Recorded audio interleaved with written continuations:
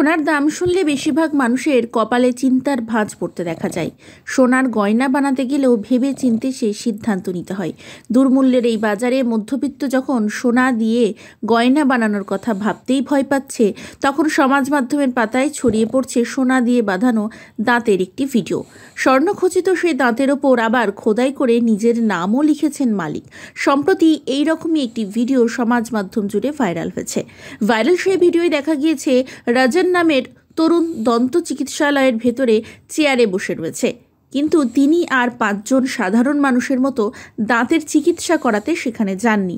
তার প্রিয় দাঁতগুলিকে সোনায় মোড়ানোর জন্য গিয়েছেন। ভিডিওয় সোনাপ্রেমী সেই তরুণের সঙ্গে অপর আরেক তরুণকেও দেখা গিয়েছে। তিনি সেই তরুণের দাঁত সোনায় মুড়িয়ে দিয়েছেন। প্রথমে তিনি রাজন নাম খোদাই করে দাঁতের আদতে তৈরি সোনার ক্যাপটি একটি নকল দাঁতের পাটির মধ্যে পরিয়ে দেখেন। তারপরে রাজনের ওপরের পাটির সামনের 6টি দাঁতে তার নাম খোদাই করে সেই সোনার দাঁতের ক্যাপ পরিয়ে দিলেন। সোনাঝরা হাসি হাসতে হাসতে হাতে একটি আয়না নিয়ে নিজেকে দেখতে থাকলেন রাজন। মনে মনে হয়তো নিজের স্বর্ণোজ্জ্বল হাসির প্রশংসাই করলেন। রাজন ইঙ্ক ট্যাটুজ নামের ইনস্টাগ্রাম অ্যাকাউন্ট থেকে ভিডিওটি সমাজ মাধ্যমের পাতায় ভাগ করে নেওয়া হচ্ছে।